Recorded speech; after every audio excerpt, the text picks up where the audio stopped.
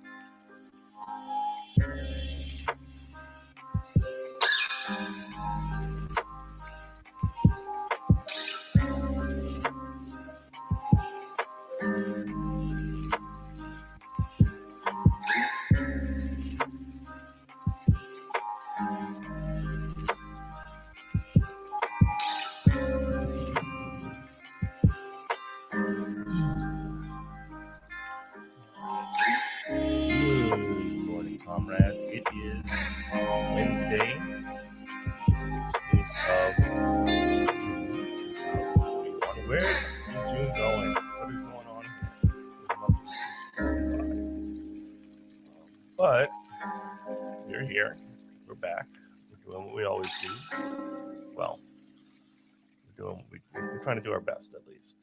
It's Good Morning, Comrade. Wow. Okay, that sun's coming out through the window. Let me close it up a little bit.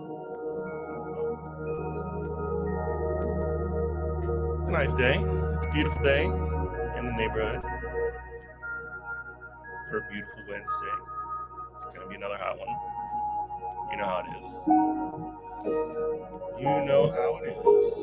It's gonna be a short show today. I got work, and then tomorrow and Friday, I will not be here. I'm gonna be back for the weekends.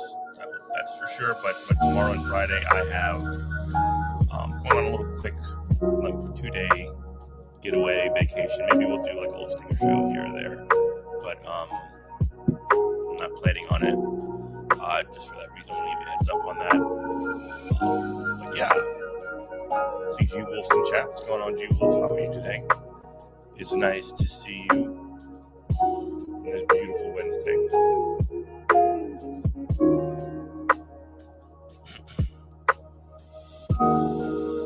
How's it going?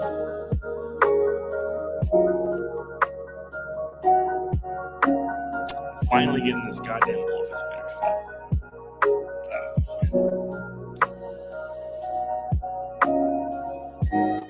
G-Wolf, that's not your fault for telling me I'm fucking up. It's my fault for fucking up. You know what I mean?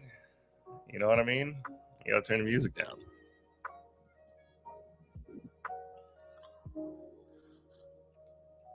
I just think I can talk over everything. But yeah. How you doing? How's it going? What's going on? How's so you're in Texas, so of course you're in that weird situation where when it's too cold, the power in Texas goes out because of your horrible, shitty, terrible, no good, very bad privatized power grid. And when it's too hot, your power goes out because of your terrible, horrible, fucking terrible, no good, very bad power grid that's been owned privately. Once again, thrown into private hands. It's actually ridiculous, isn't it? Like just thinking about how things operate like there, and the fact that they're gonna, no matter what, because it's in their fucking blood, like they're still gonna try and tell you that a privatized system, a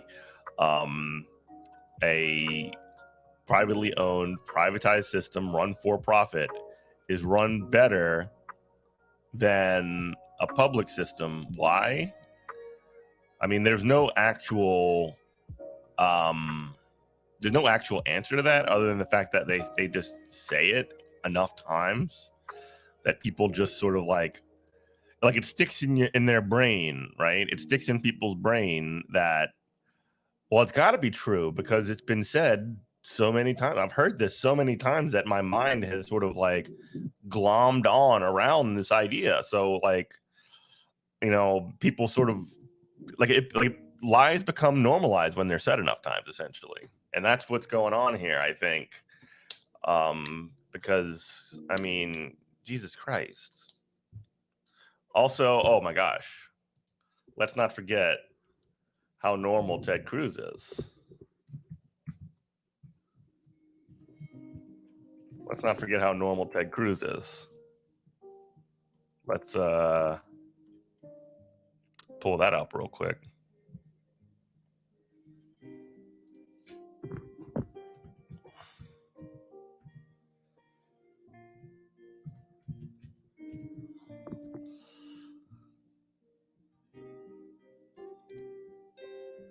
Where's that at? There you go. Oh, hold on. Too many jokesters are messing me up here. God, he tweets so much. No, wait. Did he take it down? Did this motherfucker take down the flag? Oh, he canceled himself? Incredible. Well, I had this dumb video of him just like standing up and like saluting the flag and saying this used to be like, this used to not be controversial, which is just so freaking stupid. Does he have multiple accounts? Yeah, that must be what it is.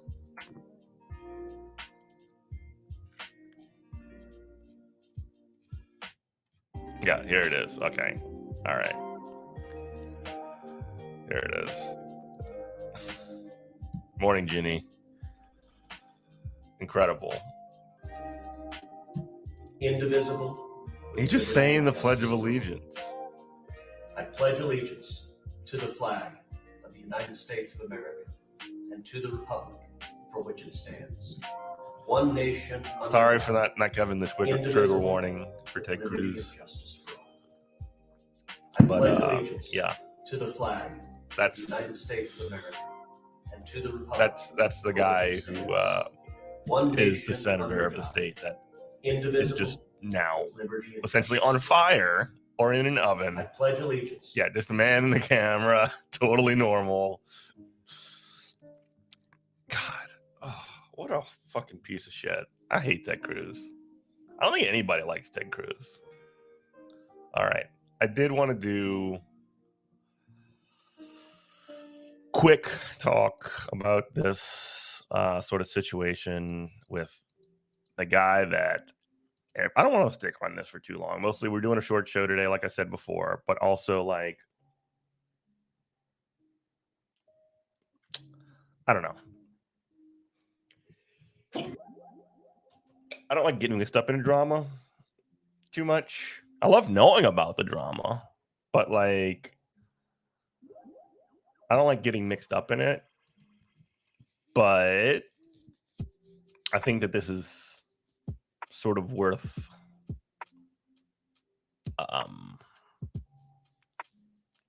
getting into just for a minute. So Jimmy Dore. All right. I was ignorant to this sort of situation until probably about midday yesterday. And Jimmy Dore. So first off, Jimmy Dore we know who Jimmy Dore is. He's like a hack comedian. Like he's basically kind of like a Dave Rubin. Like he was never funny, so he tried to do politics instead of comedy. And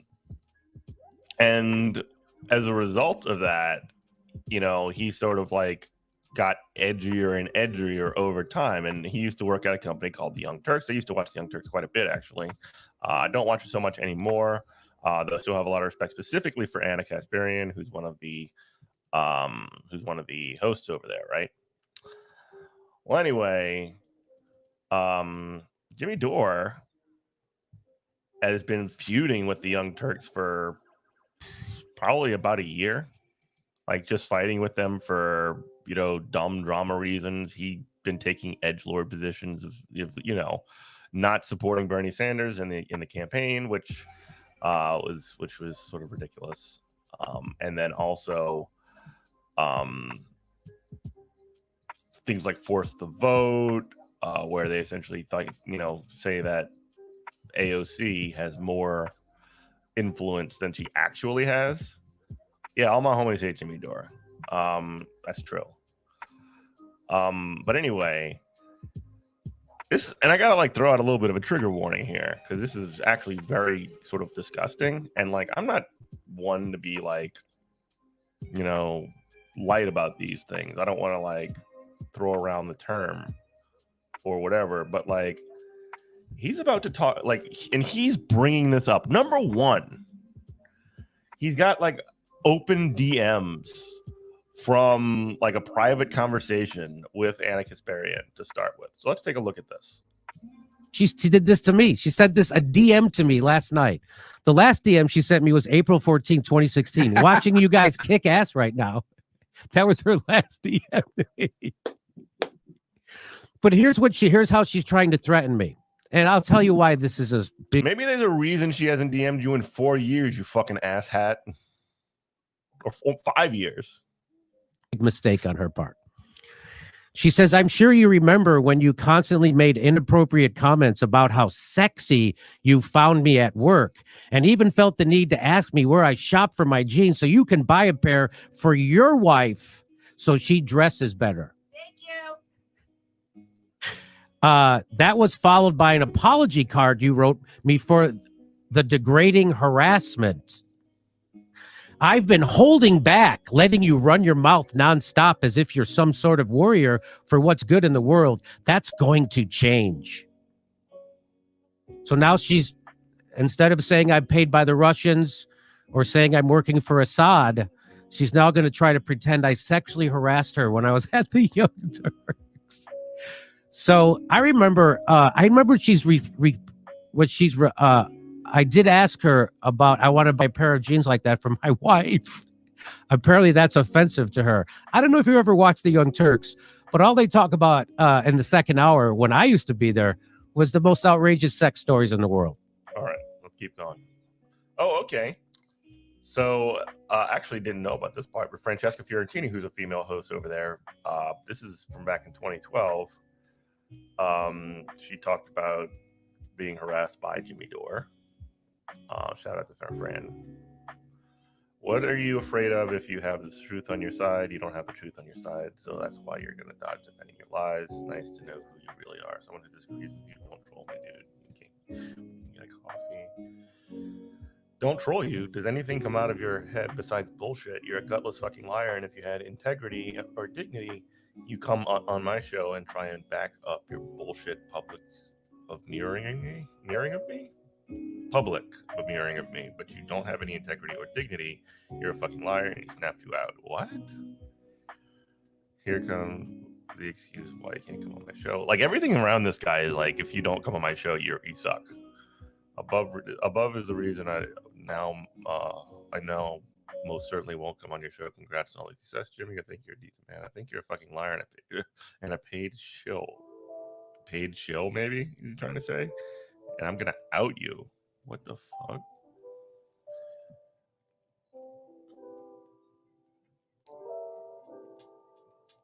Look forward to your next bullshit excuse of like, okay, here comes. Okay, all right. So that's weird. Okay. So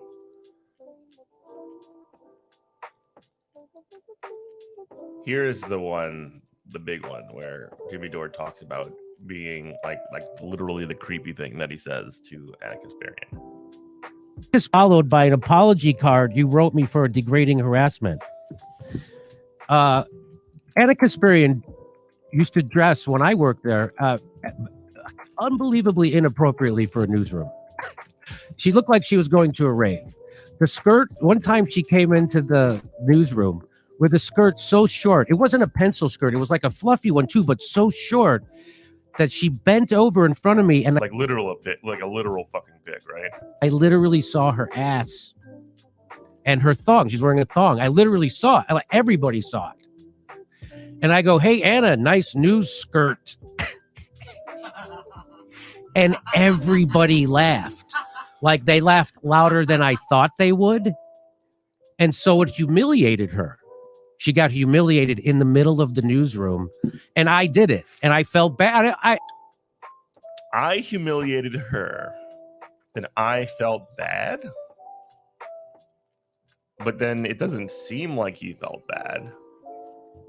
Like, he went out of his way to humiliate somebody for claiming that they had a short skirt and saw that her ass or whatever. Like, when you can, instead of, if you think that this is a problem or whatever, I mean, first off, like, dude, get over it. Like, whatever the actual situation is, get the fuck over it.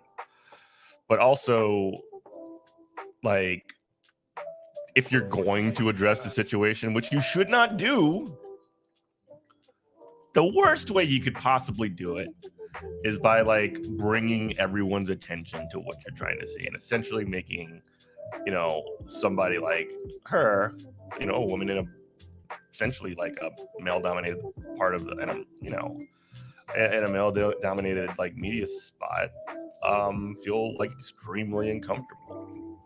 So that's like this is his version of events. Let's continue.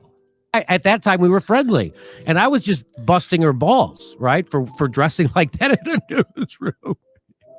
You're gonna bend over and show me your ass? I think that's a little. I'm not offended, but I think that's a little risque. Right. Imagine if I did that. If I walked around. Yeah, of course. Oh, if I, a guy, decided to walk around wearing a short skirt and a thong, oh, look, I'm gonna get some looks, aren't I? Yeah. All right. So then there was a response from the Young Turks. I feel like I'm doing drama right now. I feel a little icky, but like I think this is important, and I'll get to why at the end. Humiliated her then, and now story of how funny it was that I tried to humiliate her. Now, since it's Jimmy, half the story's not true, of course, but assume it is. That's your big hero right there that does that to women, looks up their skirt and then laughs at them and then pretends it's their fault that he's. Yeah, he doesn't sound innocent. Yeah, of course not. I'm just learning of all the shit he pulled back then, the true shithead. Yeah. 2016 is when I lost any shred of respect. Not quite the right word for he never really was like a serious person in any way.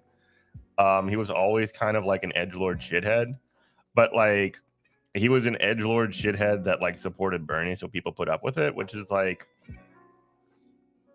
you know, as long as he doesn't do anything crazy, you know, just go off, I guess.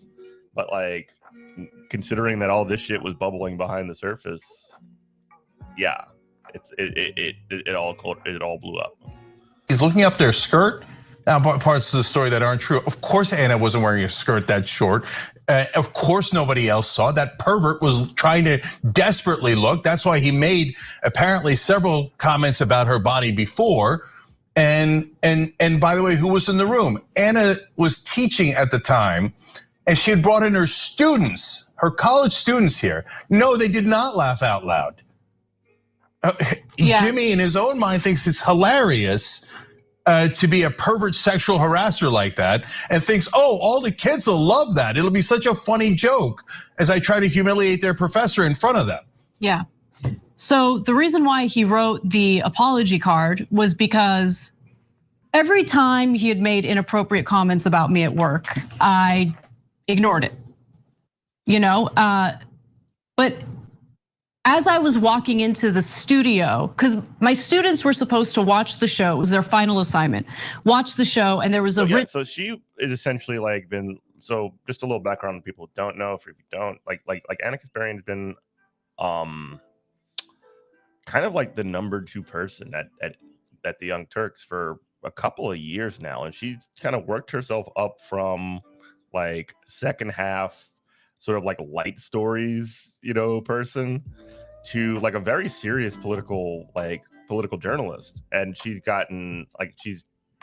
essentially gotten a job, at least, you know, she had in the past, I don't know if she still does, teaching college classes on the subject of journalism and specifically media.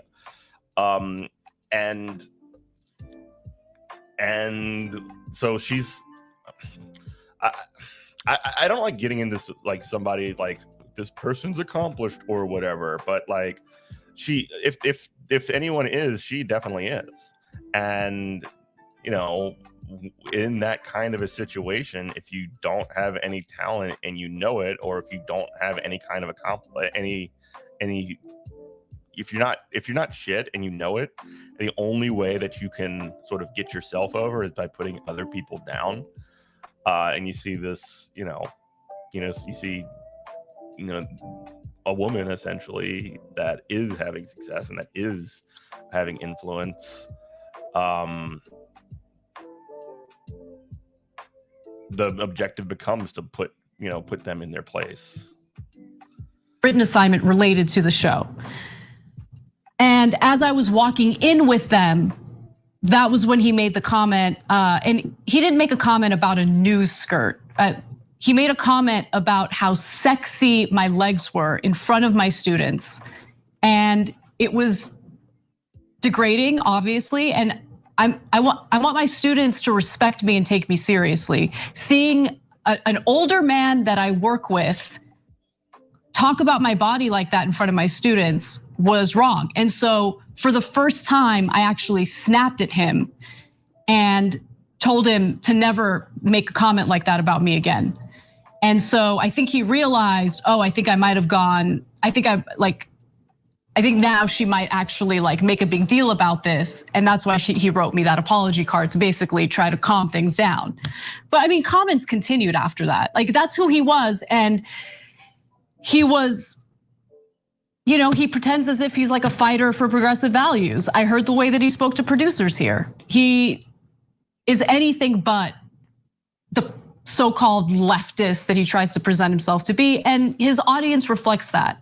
His audience reflects that in the way that they responded to that video. Because anyone on the left, anyone who wants to fight for decency, to ensure that everyone lives a life of decency, wouldn't watch that video and think, oh no, that's my guy. That's who I want to side with. That's who I want to fight with. And that's actually the kind of point that I'm trying to drive home. Like at the end of all of this, and I'm gonna move on. We do have to sort of wrap a little bit early today, but like the idea that somebody who's like literally like this hostile towards people, specifically women. I mean, like there's two cases of it. Again, these are claims. I mean, but there seems to be witnesses of the second situation specifically of Anna's situation specifically that corroborate those claims. So big yikes there. And working with people like that is a pretty like the fact that and it fits a certain pattern of conduct. Like every time that he doesn't like agree with somebody or somebody takes a different position with him. I remember Sam Cedar comes to mind when he essentially says that, it's more important that we, this is in 2016, get Hillary Clinton in as president. Like Jimmy Dore says that he's a paid, Democratic Party shill or whatever the fuck. Or when you don't support force to vote, which was a dumb idea to try and like force a push the communism button. A dumb idea to try and get like AOC and other members of like the quote unquote squad to essentially just marginalize themselves, like just by being the most like optically radical that they possibly could. Yeah, whose words you would take in this recollection of events. Yeah, you could listen to the congenital liar, or you can listen to somebody who has some level of credibility and witnesses and actually a straight story. So like this is, I mean, again, I feel like I'm doing drama. I don't love doing drama. I mean, again, I like to know about the drama. If you got any drama, let me know. I don't usually cover it. I only cover this because like it's particularly relevant to a lot of the things that we've been talking about over the past several months. I've been pushing the communism button for years now, and it's never done a goddamn thing. No, like over the past, like since 2021 started. I mean, Jimmy Dore, really before. I mean, when he was essentially calling people who don't support Tulsi Gabbard like imperialists or whatever, or I mean, it's been a long time where this guy has been like totally, completely out of hand, and it's about time, hopefully, and it sucks that a lot of this shit had to happen and come out. Trey, we'll talk offline. It had to come out.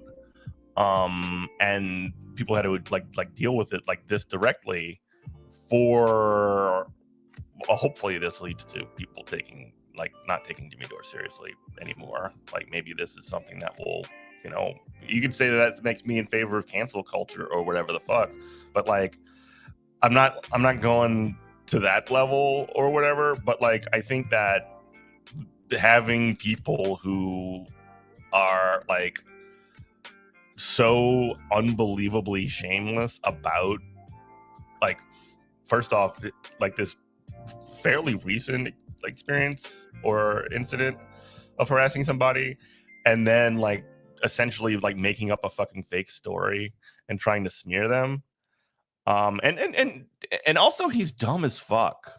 Like, the other thing that's really like shocking about this is that the Young Turks, you know, Anna and Cenk, didn't bring this up first. Jimmy Dore brought up the fact that this whole thing up first. He brought it up when he was like trying to smear them over the past several months. It's so weird. Like, these people are completely ridiculous. But anyway, like I said, you know, at the end of the day, fuck Jimmy Dore. I'm all homies hate Jimmy Dore. I wish I could stay on for a little bit longer today. It's got to be an abbreviated show. I will be back maybe Saturday.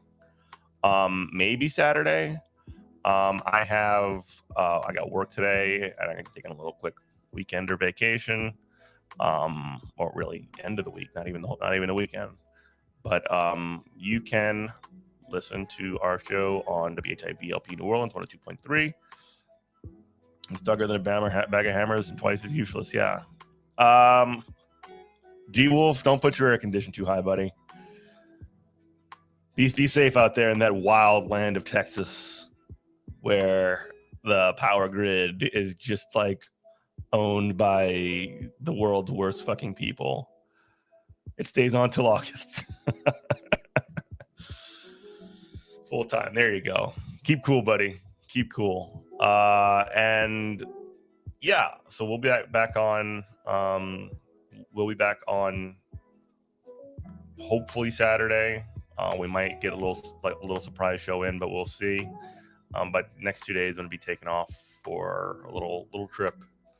But you can support Good Morning Comrade by going to patreon.com/Good Morning Comrade. You can be like Ty Jitty, Michael H, Dan O, Jonathan H, Timothy C, Dragon Slayer 19, Andy L, Gary W, Rachel K, Kenneth F, Adam R, Trey M, Watermelon Pickle, and Penelope D.